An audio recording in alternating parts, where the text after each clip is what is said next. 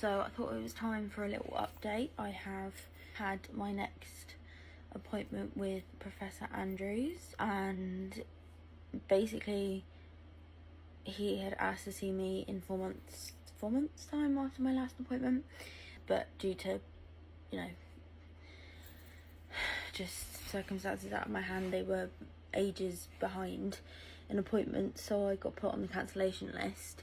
And as it happened, we literally got off the plane from my holiday last week, and we're in the car on the way home, and we had a phone call to say that they had an appointment available for today. So obviously I took it. It worked out perfect timing, because had I missed that phone call, I could have been waiting a lot longer for this appointment, because they were actually seeing people for their appointments that were meant to be seen in February. So yeah, very fortunate to have got this appointment as soon as I did. I've still not heard back from my genetics testing, and I should have heard by now, but I got contacted by the lady that did them, and there was an issue with the forms that got sent off. They contacted her back to say that the forms weren't filled out properly. She was so lovely. As soon as she found out there was an issue, she called me. She was like, right, let's go through the system again, get it checked off as quickly as possible. There won't be necessarily anything medically that they can use from that. It'll just be interesting to see what is on there. Basically, that's the main reason I did it. In the meantime, obviously I had my appointment today. Going into the appointment, I was super anxious because I wasn't really sure how the appointment was going to go. Kind of knew what my decision was gonna be if he wasn't gonna come up with anything else. Unfortunately, there was an over an hour wait in the hospital, and we actually got there quite early because obviously, you know, we don't want to get stuck having to wait for a car parking space and stuff, so you get there early. I get quite anxious in hospitals anyway, but we actually have to go to a section in the hospital where Mum used to work, so it was quite nice chatting to, because our friends work there, so it was quite nice just to chat to them for a bit, take my mind off it.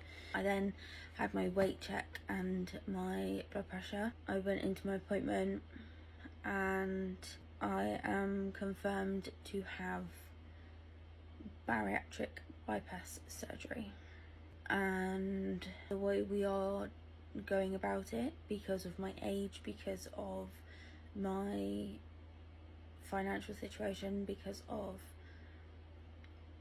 what is going to be most beneficial for me, because of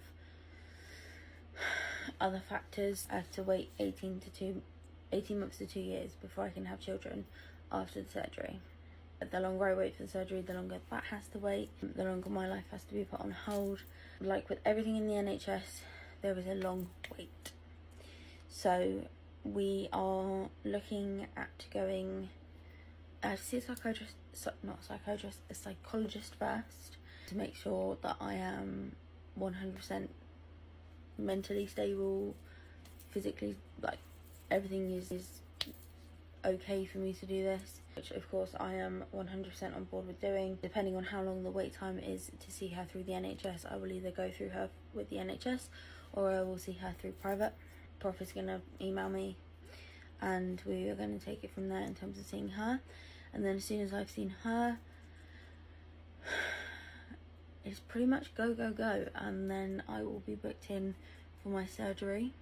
I'm going to be going privately because, like I said, it's the best option for us. The surgeon that I'm having has done 7 years of surgery and no complications. So he is definitely the surgeon that I will want to have do my surgery, obviously.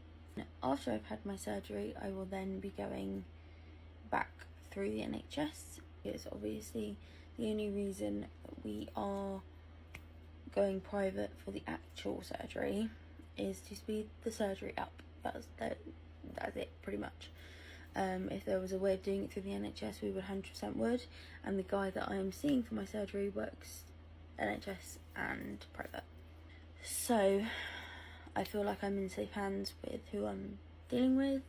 It feels very scary. I have never had a surgery or any kind of operation or anything up until this point. I've been very, very lucky. It feels very scary. I know that this is the best solution. Obviously, I would 100% love to do an alternative if there was one, but there isn't. I have tried all the alternatives. There isn't an alternative for me, but I know that after I've had the surgery, although it will be tough, obviously having surgery is not easy, and it will be tough after I've had the surgery, but it's like I said to Prof, that my life is tough now, whereas I have no end game with my life being tough now. Whereas if I have surgery and my life is tough for a little bit, I have an end game. I know that it's going to give me a good result at the end and relief at the end. And I am doing this for my physical health, but it will also help massively with my mental health.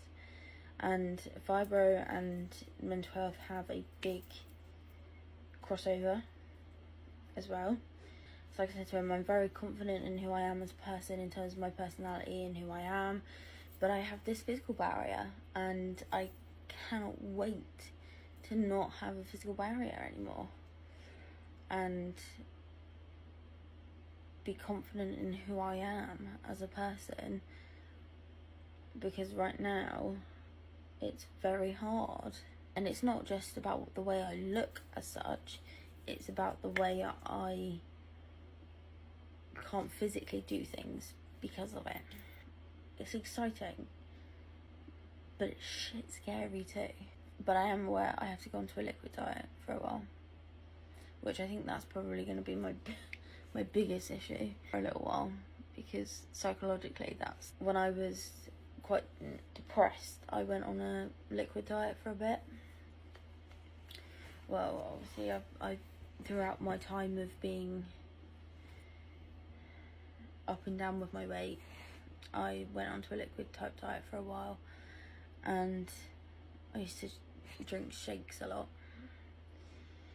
and so I think psychologically that might be a bit difficult. We'll get through that.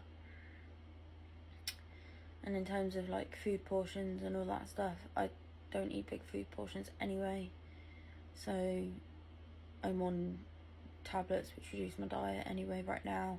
So in terms of that side of it, to be honest, I don't think much will change, and if it does, it will just get smaller portions, but I've had to adapt that anyway, so that's not a big deal to me.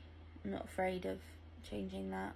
Yeah, I just thought I would give you an update, a very big update, and obviously I'll keep you posted on when we contact or when I hear about the psychologist, and then obviously when I book my surgery. Put it this way, it's happening this year. Fuck me, it's scary, innit? Anyway, I'll keep you posted.